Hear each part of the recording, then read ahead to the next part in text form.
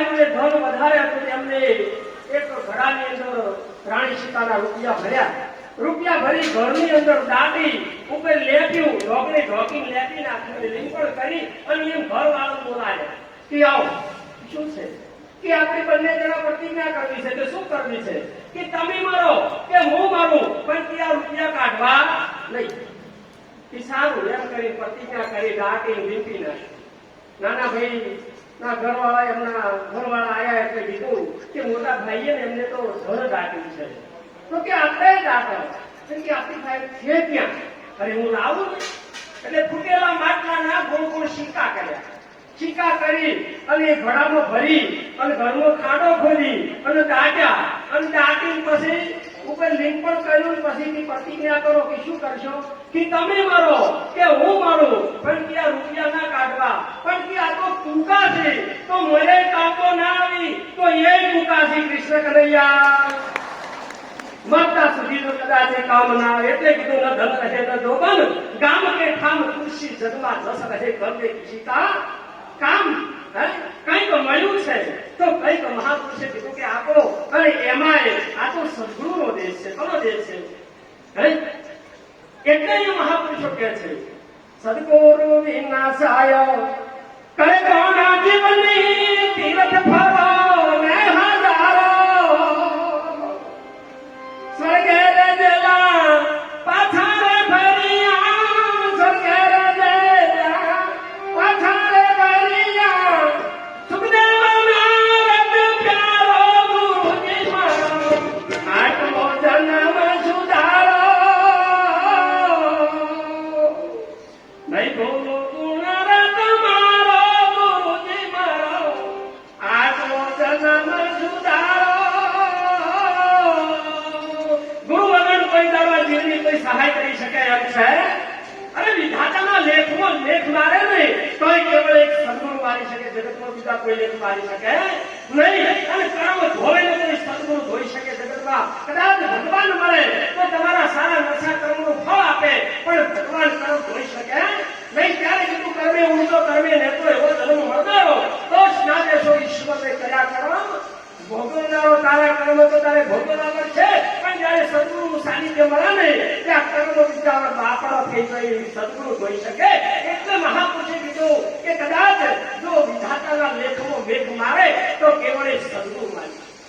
શું સદગુરુની કૃપા છે? સદગુરુએ શું આપ્યું છે સાહેબ મારા? પણ સાચા મનથી જેને શીશ આપ્યું છે ને એને આ ગુરુ આપે છે ને એનો આપણો ઉદય થાય છે. પણ જો કેવા ખાતર જો આપી હોય તો કોઈ ભેળ પડે.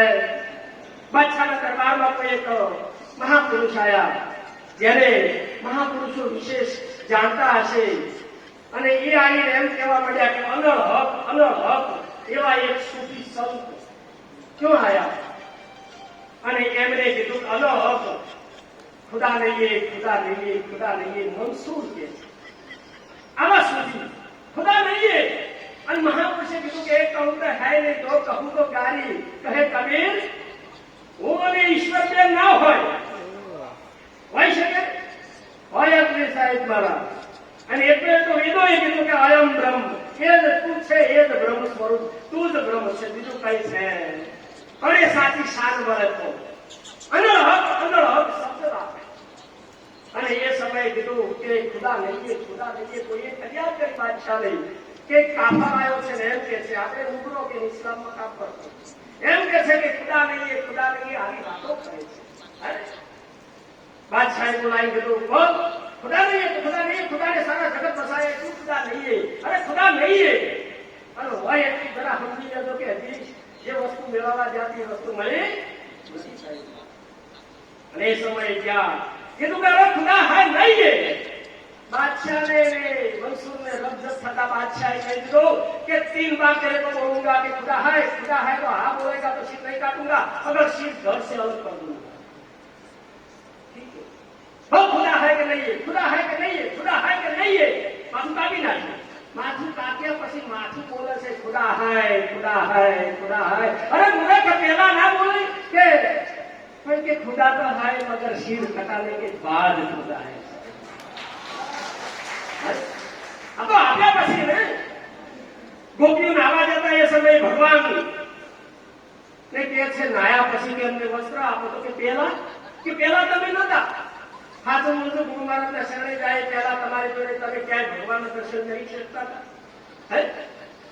પણ કે ગોપીઓએ 3 વસ્ત્ર ઉતારે, નાવા પડે, નાયા પછી કદમના ઝાડ ઉપર કૃષ્ણ બેઠેલા હતા. હવે કે અમને વસ્ત્ર આપો, અમારે બહાર નીકળવું છે. એટલે ભગવાન કે પહેલા તમે નહોતા, અને હવે તમે છો. આ તો નાયા પછી ખબર પડે છે, તનનું મનનું ધનનું 3 વસ્ત્ર ઉતાર્યા પછી ખબર પડે છે કે પરમાત્મા છે.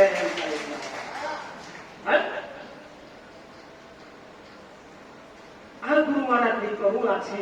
આ ગુરુ મહારાજ આપે છે જનક મહારાજ જેને પ્રેમ હોવા છતાં વિદેહી પદ પ્રાપ્ત કર્યું. કેમ કર્યું? શું વસ્તુ પ્રાપ્ત કરી છે? ગુરુ મહારાજે શું આપ્યું છે સાહેબ?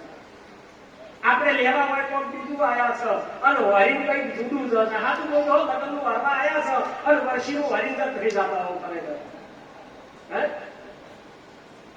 કઈક લોચો મટાડવા આયા છે, કઈક લોચા લઈને જાવ છો સાહેબ. ભાઈ આપણા તહેવારવાનો બાગામ જતો હતો, નવરાત્રોનો સમય હતો, અને નવરાત્રના સમયમાં ભૂતળો નાચતો હતો.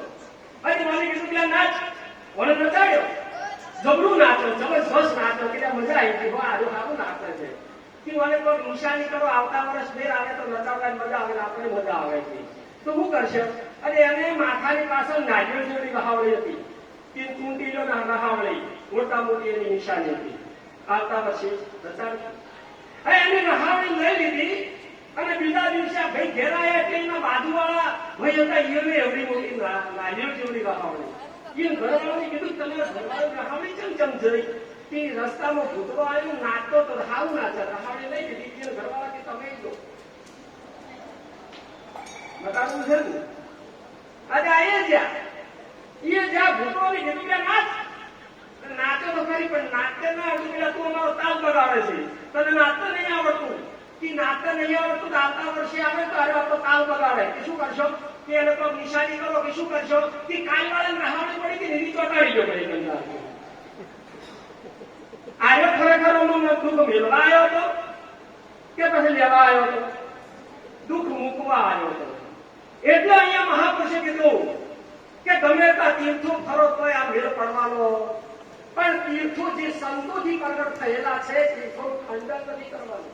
પણ સંતોથી જે તીર્થો થયા છે એ તીર્થોની મહાનતા શું છે કે એ મહાપુરુષો સંતોના સાનિધ્યમાં જઈ એ પદને પ્રાપ્ત થયા છે. તમે તમારો આ દેશનો હિન્દુસ્તાનનો ઇતિહાસ તમે સંભાળતો કે જે મહાપુરુષો પ્રગટ થયા ને ત્યાં ભગવાનને સંતના જોડે, ભક્તના જોડે ભગવાનને આવું કહ્યું છે. સંત ભગવાન જોડે ક્યારે જ્યાં જોઈ લો, હરિચંદ્ર માટે મોહન આયા કે ના આયા? દક્ષિણ પિતાજી માટે કરીને જન્મ આયા કે ના આયા? મીરાબાઈને જેલ કટોરે આયા કે ના આયા? આજનો પ્રસંગ છે હોળીનો, એમાં પ્રગટ હોળીમાં ભગવાન આયા કે ના આયા સાહેબ? શું મહાનતા હશે? એ સમયે વશિષ્ઠ ગુરુ મહારાજ જોડે ભિક્ષુક જાય છે, પૂછે છે કે મને કઈક ભિક્ષા આપો, મારે જરૂર છે. વશિષ્ઠ ગુરુ મહારાજે ચિઠ્ઠી લખીને આપી દીધી કે જા જનકના દરબારમાં જા, અને જનકના દરબારમાં જા, તને ત્યાં તને જોઈતી ભિક્ષા મળશે. જનક રાજાના દરબારમાં જઈ અને જયારે ભિક્ષુક ચિઠ્ઠી આપે છે, ચિઠ્ઠી વાંચતાની સાથે વચક સભામાં બેઠેલા જનક રાજા પોતાના કપડા ઉતારી આવનાર ભિક્ષુકને પહેરાવે છે. એમ કરતા કરતા મુકુટ આપવાની તૈયારી કરે છે, અને મુકુટ આપવા જાય છે ત્યાં પ્રધાન ઉભા થાય છે અને કહે છે કે મહારાજા સબૂર કરો, તમે આ મુકુટ આપીને જનકપુરનું રાજપાલા ભિક્ષુકને આપી દેશો. આ ચિઠ્ઠીમાં એવું કયું કામણ લખેલું છે કે જેથી કરીને આટલા કામણદારા તમે થયા છો કે તમે આજે આ ભિક્ષુકને તમે સર્વસ્વ આપવા તૈયાર થયા છો? ત્યારે જે ગુરુ મહારાજના દરબારમાં જઈને જે વસ્તુ અમૂલ્ય મોંઘી વસ્તુ જેને પ્રાપ્ત કરી છે એ બાબત શું કહે છે? એ સમયે જનક રાજા કહે છે, અરે પ્રધાનજી, મારા ગુરુએ આ ચિઠ્ઠીમાં એવું બધું લખેલું છે કે આવી એક જનકપુરીઓ તો નહીં, આવી અનંત જનકપુરીઓ આવનાર ભિક્ષુકની જોડીમાં હું નાખી દઉં ને તોય મારા ગુરુ મહારાજ મને જે આપવાના છે ને એના ટોલે સાહેબ આવે એવી બાબત નહીં. આ ગુરુનો વિષય, આ ગુરુનો મહિમા છે. એટલે એ મહાપુરુષો કહે છે કે નિઝામુદ્દીન વાલિયા નામના ભારતની અંદર એક સમ્રાટ મહાપુરુષ, એક મહાન વાલિયા થઈ ગયા, અને ભિક્ષુકને પોતાની દીકરીના લગ્ન કરવા હતા. એટલે ગુરુ મહારાજ જોડે જઈ અને નિઝામુદ્દીન શેખ આગળ જઈને કહે છે કે મહારાજ મને કંઈક મદદ કરો, મારી જોડે કાંઈ નથી, તમે શું છે, પરમ દિવસ આવશે, કાંઈ નથી, છેલ્લે જાતે એમને કીધું લે મારી પાદુકા લઈ.